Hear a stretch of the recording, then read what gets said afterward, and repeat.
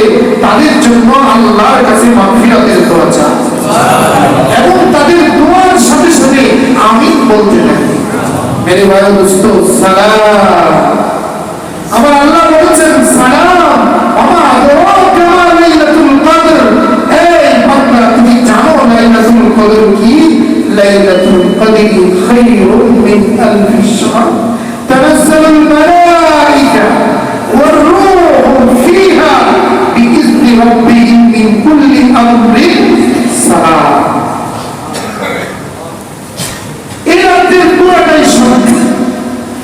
মাগরিবের পর থেকে নিয়ে সুবহে সাদিক পর্যন্ত আল্লাহর পক্ষ থেকে শুধু সালামতি নাযিল হয়, শান্তির বার্তা নাযিল হয়, মাগফিরাতের বার্তা নাযিল হয়, রহমতের বার্তা নাযিল হয়, রিজিক বাড়ানোর বার্তা নাযিল হয়। বান্দার কি দরকার তাই নাযিল হয়। সালাম, আল্লাহ সালাম বলে দিয়েছে, পুরোটাই শান্তির নাম। এই জন্য যারা ইতিকাফ করে তারা এই লাইলাতুল কদর থেকে মাহরুম হয় না। কিন্তু দুঃখজনক হলেও সত্য যে আমরা দেখা যায় রমজানের শুরুতে একটু ইবাদত করলেও রমজানের শেষ দশকে ব্যস্ততা বেড়ে যায়। রাগ করতেছেন আপনারা? ব্যস্ততা বেড়ে যায়। যারা বড় কারবারি আছেন, ব্যবসায়ী আছেন, তাদের টাকা দেওয়ার জন্য টাকার দৌড়, এরপরে ইতিকাফ করবেন। এটা তো অনেক মসজিদে ইতিকাফকারী পাওয়াই যায় না। তো হুজুর আমার টাইম নাই, নাউজুবিল্লাহ বলছেন, আমার টাইম নাই। আরে টাইমের মালিক কে? আরে জুড়ে বলেন না কে? যিনি হায়াত দিলেন ওনাকে বলেন টাইম নাই। ये इबादत की चाह है तमाशा, ये इबादत की चाह है तमाशा नहीं है। এই গরিব মানুষগুলো তোমাদেরকে বলি, নবীজির হাদিস সাল্লাল্লাহু আলাইহি ওয়াসাল্লাম, আল্লাহ হাবিব সাল্লাল্লাহু বলেছেন যে তুমি যদি হজ না করতে পারো, উমরা না করতে পারো, শেষ দশকের ইতিকাফ করো, কবুল দুইটা হজ, কবুল দুইটা উমরার নেকি পেয়েছে। তোমার সময়, সময় হবে। হসপিটালে গেলে সময় এমনি হবে, আর কোন মামলায় পড়ে জেলখানায় গেলে সময় এমনি হবে। এখন তোমার সময় নাই। যিনি সময় দিলেন তিনি রাখতেছেন। আসো আমার দরজার ভিতরে আসো, আমার দরবারে আসো। যে ইতিকাফ করে সে যেন আল্লাহর দরজার ভিতরে আইসা কষ্টটায়, মালিক তোমার দরজা থেকে আমি যাবো না যতক্ষণ পর্যন্ত তুমি আমাকে ক্ষমা না করবা, আমি তোমার ঘর থেকে বের হবো।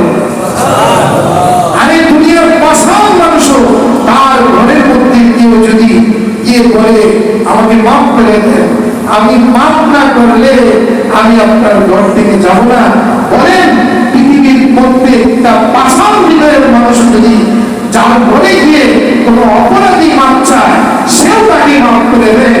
আরে আমার আল্লাহ তো কত প্রবাসী, কত সত্তার, আমার মালিক তো আমার কত অপরাধ গ্রহণ করে রেখেছেন।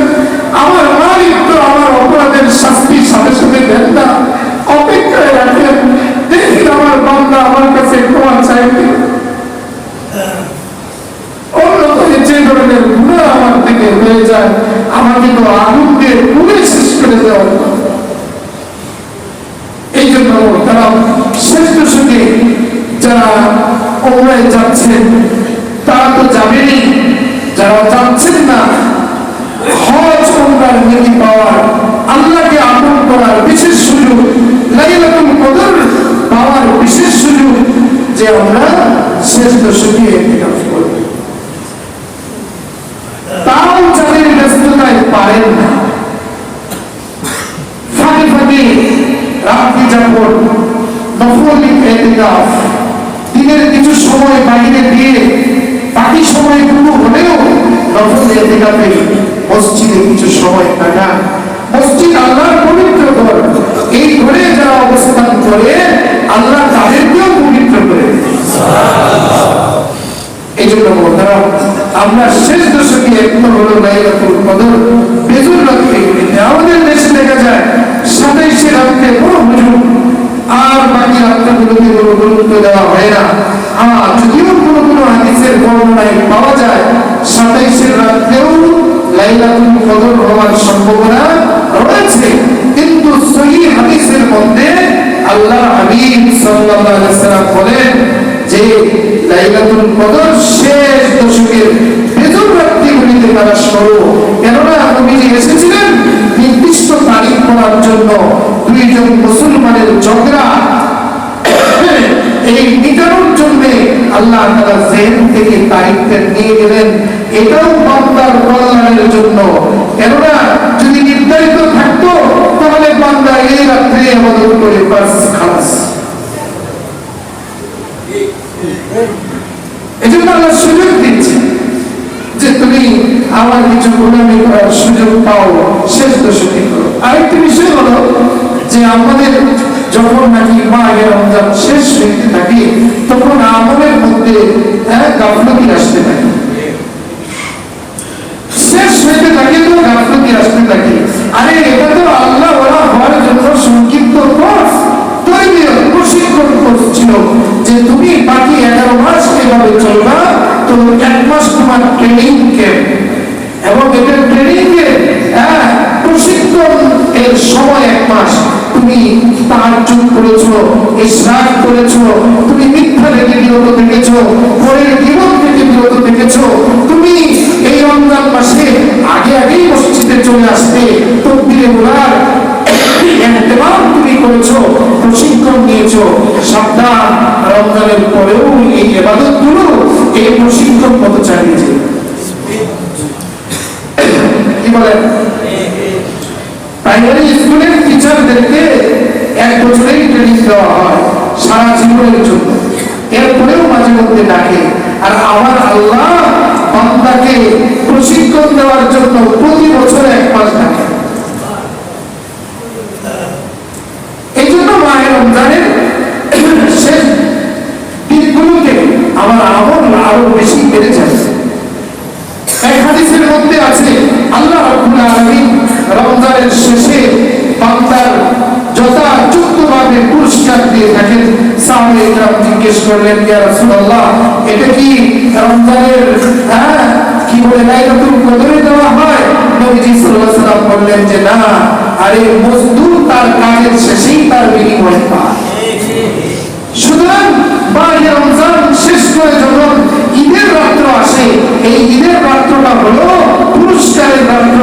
এই রাত্র বান্দাকে সারা মাসের পুরস্কার দেবে।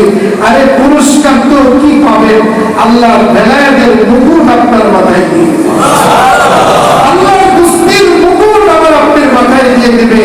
আয় বান্দা আয়, এর চেয়ে আমার কাছে ফিরে আয়। তাকবীর বলতে বলতে তুই মা ঈদগাহ মাঠের দিকে যা। এরপরে আল্লাহ বলেন ইনজু কাদ গাফারতু লাকুম ওয়া বাদদালতু সাইয়্যাতিকুম হাসানাত। যা বান্দা, আমি তার মনের আশা পূরণ করে, আমি তার গুনাহ মাফ করে দিয়ে, আমি মুক্ত করে আমি তোকে দিয়ে দিলাম। এবার তুই বাড়িতে যা এমন অবস্থায় যে তোর গায়ে কোনো গুনার লেশ মাত্র নাই। আরে গুনাহ তো গুনাহ মাফ করেছি, ওয়া বাদদালতু সাইয়্যাতিকুম হাসানাত। তোর যত গুনাহ ছিল এই গুনাহগুলো নেকির দ্বারা পরিবর্তন করে দিয়েছি। এই জন্য আমাদের প্রত্যেকটা মসজিদে ইতিকাফের নিয়ম সামনে 20 তারিখে 20 রমজান, তার মানে আগামী মঙ্গলবার সূর্য অস্তের আগেই যারা ইতিকাফ করব মসজিদে চলে আসবো। আমারও এই বছর নিয়ত আছে। গত বছর ইন্ডিয়ার মুরব্বী এসেছিল, করতে পারি নাই। আপনাদের সাথে মসজিদে ইতিকাফ করার নিয়ত করেছি। আপনারাও যারা পারেন করেন, নিয়ত করেন, ইচ্ছা করলেই হয়ে যায়। কি বলেন? হয় না? ইনশাআল্লাহ চেষ্টা তো করবো। অন্য মহল্লার যারা আছেন তারাও চেষ্টা করি। আর সাদকাতুল ফিতর আগেও দেওয়া যায়। ফিতরার পরিমাণ আমাদের যারা উলামা হযরত নির্ধারণ করেছেন 110 টাকা। এটা হলো সর্বনিম্ন। আর যারা নাকি পনির, খেজুর ইত্যাদি পণ্য নিতে চান তাদের জন্য হলো 2805 মরিচ, খেজুর ইত্যাদির মূল্য হিসাবে সর্বোচ্চ।